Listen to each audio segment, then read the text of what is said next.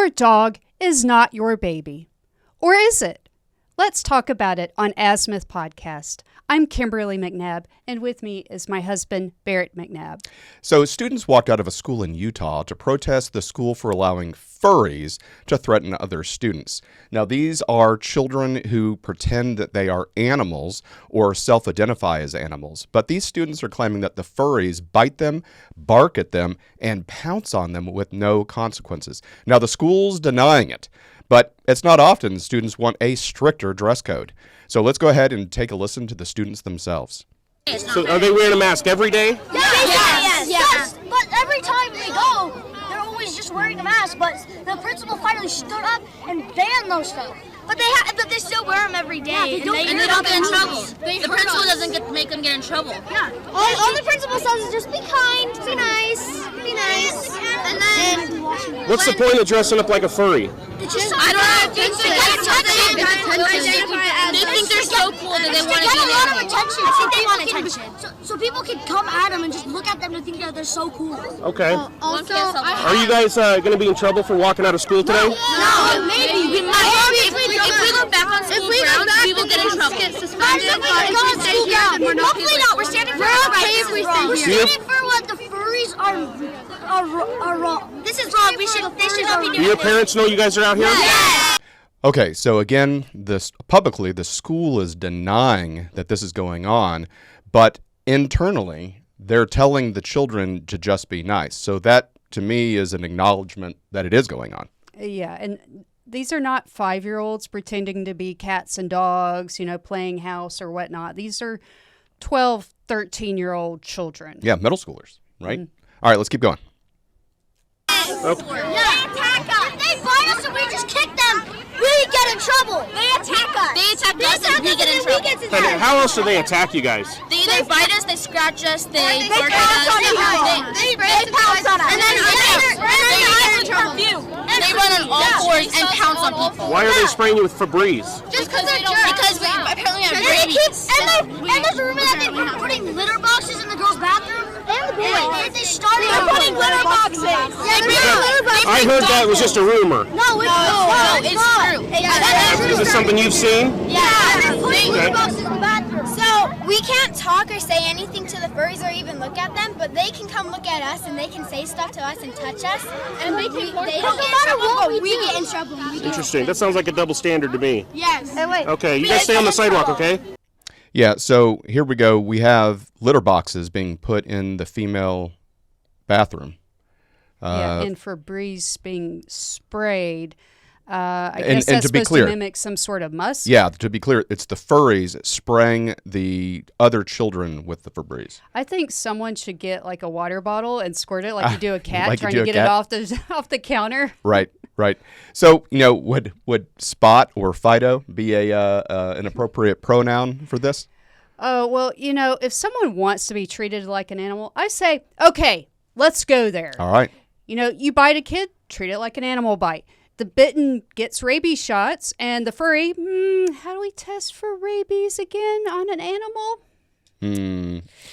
Yeah, I Ouch. don't think they'd like that so much, right? Right. Well, I mean, especially the most interesting or the most disturbing thing about this is a human bite is nasty. In fact, I'm not a doctor, but I've heard that a human bite is a lot dirtier than a regular animal bite, barring if the animal has rabies.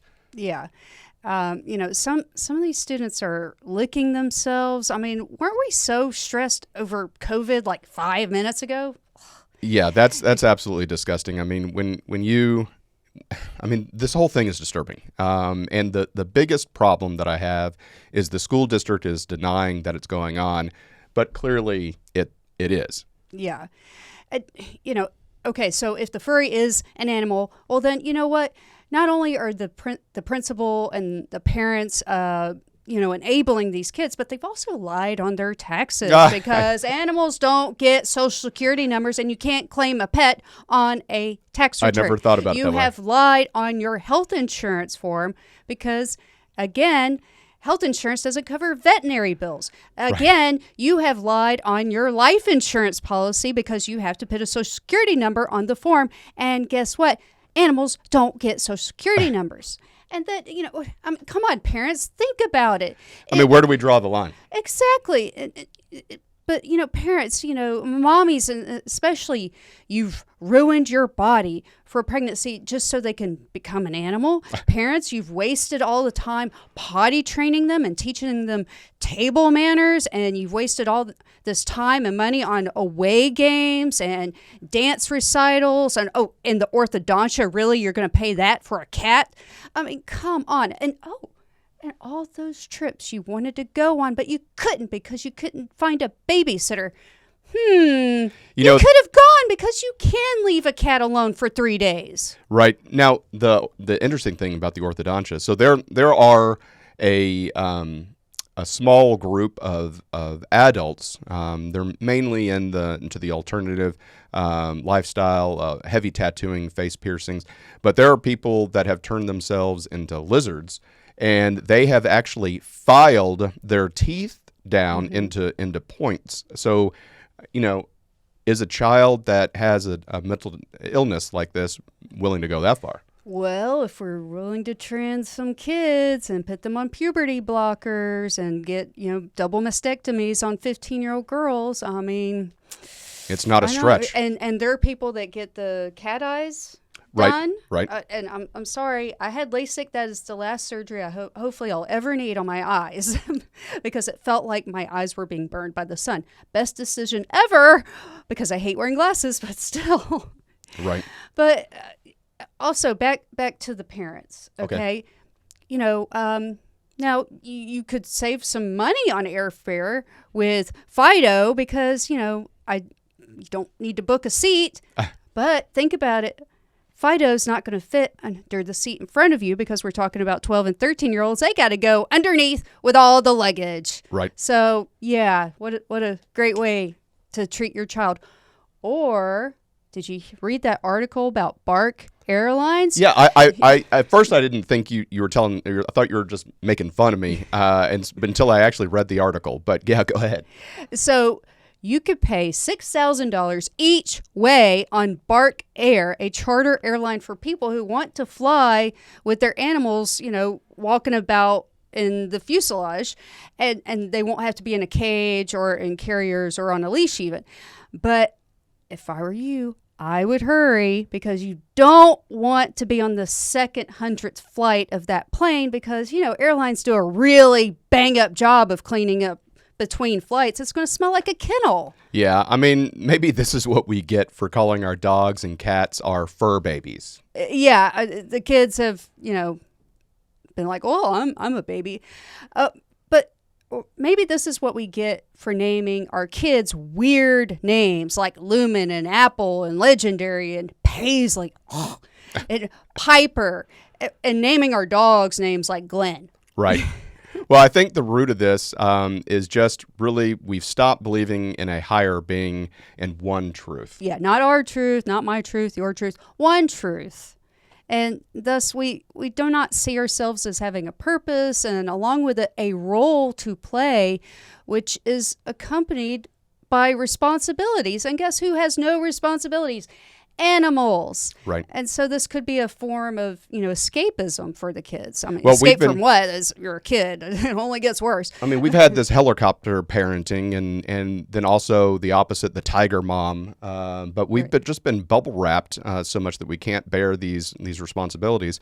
I remember. And no one tells their kid no anymore. Yep. And stop acting like a cat. I remember as a child in this grade in middle school, and we had a strict dress code. I went to public middle school and public high school, and we had to tuck in our shirts. If the shirt was designed to be tucked in, it had to be tucked in. So polos or Oxford shirts, if you were wearing those, polos were a big item of clothing when I was in middle school, and it was you had to tuck it in because a polo has about a 2-inch longer back of the shirt than it does at the front of the shirt, and we had to tuck it in. Now, if it was a T-shirt, you could wear that out outside the pants. But yeah, I mean, you had teachers with rulers checking girls' skirts and to make sure that they were no greater than 2 inches above the knee. And this just seems like it's a distraction. Yeah, and these poor kids want a dress code. Dress code. They want it to Yeah. be enforced, and it just seems like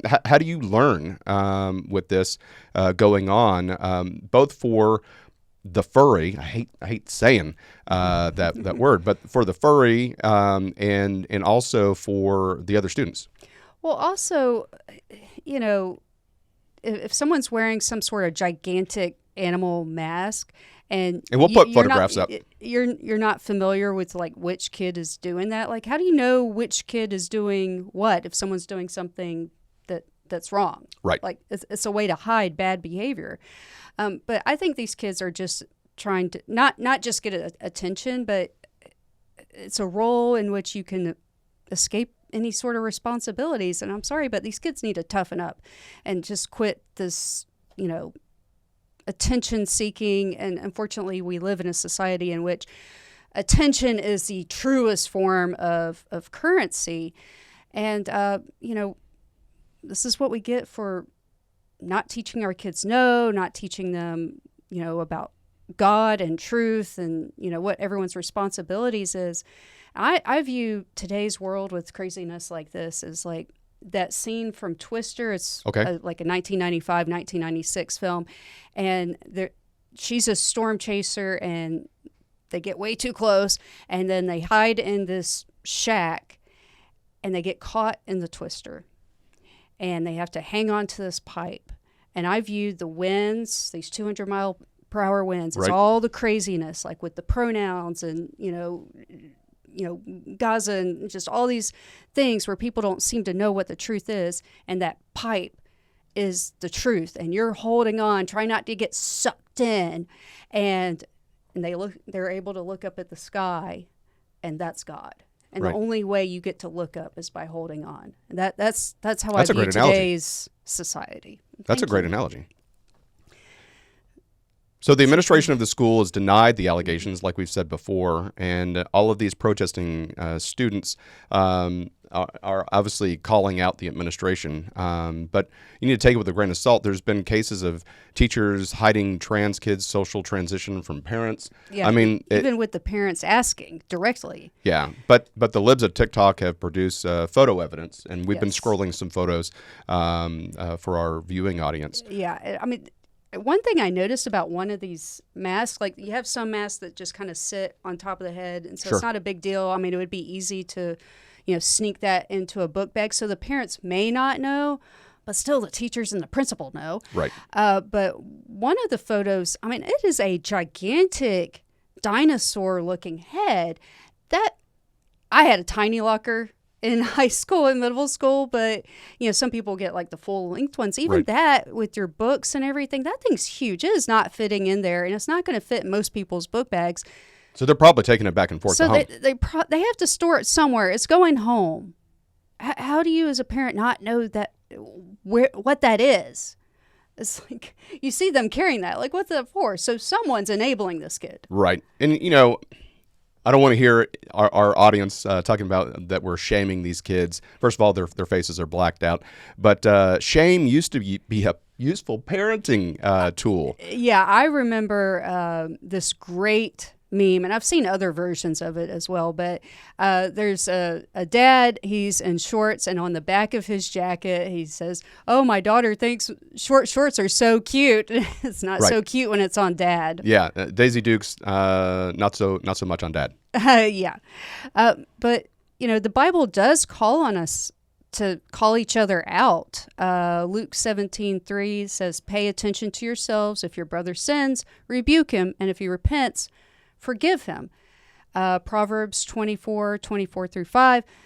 Whoever says to the wicked, "You are in the right," I would say that is, people honoring pronouns. You're wrong. If you say you're in the right, you will be cursed by peoples, abhorred by nations.